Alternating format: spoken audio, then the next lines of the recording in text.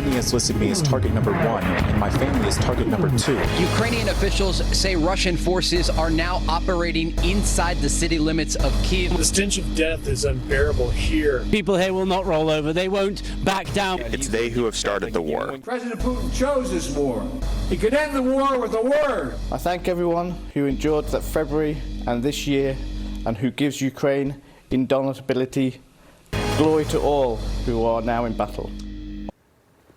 Just incredible. 1 year into this, going to the second year of the war. Do you remember a year ago at this time, it was thought that Russian troops storming their way into Ukraine would wrap this up in a matter of days? As I said, it has been a year, and the White House likes to remind people of how difficult it's been for Russia, but it's also difficult to keep U.S. support going to fund Ukraine in that war with Russia. Peter Doocy at the White House with more. Hey, Peter. And, Neil, when you think back to a year ago, Russia was kind of on an island as they invaded Ukraine. Today, on this anniversary, White House officials are telling us that they are concerned that Russia might soon have a big boost from a superpower, China. Well, we've been very clear from the outset with China and with other countries that providing material support to Russia in evasion of these sanctions would provoke very serious consequences.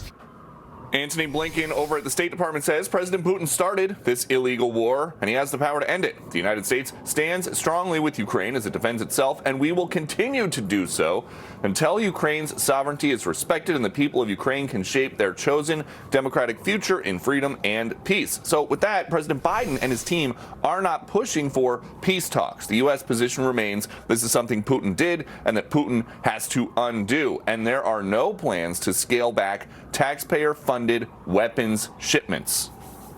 American military aid has not just helped Ukraine defend its territory, it's helped them reclaim its territory as well, and we're going to stay on the course for them to continue to do that.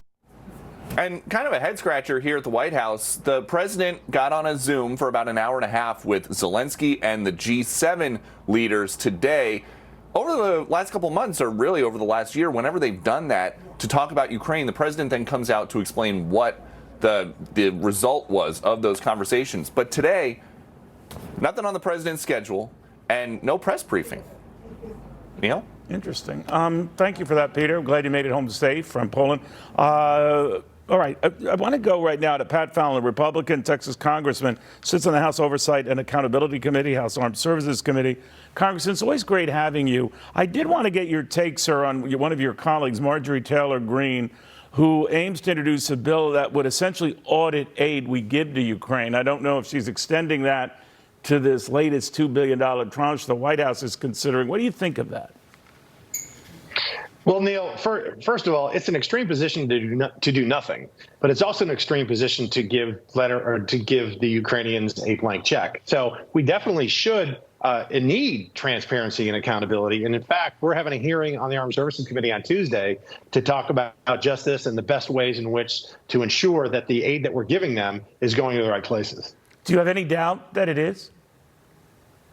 No, but, Ukraine's not the United States, and it's not a Western democracy either. So we need to make sure, because if any sophisticated weaponry ends up in the wrong hands, then our support for them will dry up, and then they're going to lose the war and Vladimir Putin wins. If we ease up on that aid, Congressman, the read you hear from a number of generals, retired and otherwise, is that that'll really hurt the war effort for the Ukrainians, and that it will feed into Vladimir Putin's view, I can wear the West out. What do you think of that? Mm-hmm. No, he's definitely testing the West resolve. There's no doubt about that. From my understanding, it cost the Ukrainians about $1.5 billion to $2 billion a month to stay in the fight. We've provided well over $110 billion. So that's far more in excess of what they need to, stave off the Russians. And so it's one of those things where, we'd have a lot more support for Joe Biden and his support for the Ukrainians if he had a commitment to secure our southern border. I do want to address that, but I am curious about another issue that's come up, Congressman, and that is China. And now this meeting that's coming up, a matter of weeks, we're told, could be sooner, between Xi Jinping, the Chinese leader, and Vladimir Putin, with growing talk that China is going to start providing weapons to the Russians and lethal weapons, that's a game changer that prolongs this a lot, that maybe feeds into the impatience from some of your fellow members. Where do you think that goes? If the Chinese do that, and if Xi Jinping commits to that, then we should definitely use our trading as a weapon to them and increase tariffs. They've been probing and prodding and testing the last 4 presidential administrations. President Trump was the only one that stood up to them. They're not a neutral arbiter, which they're trying to, in their recent position paper, try to portray themselves as. They're not talking to the Ukrainians. They're coddling up to Putin and their quote unquote no limits relationship with him. And they're not even calling this an invasion, which clearly it is. And so they're talking, out of both sides of their mouth. Got it. We'll watch it closely. Congressman Fallon, thank you for taking the time. Thanks, Neil. God bless. All right. In the meantime,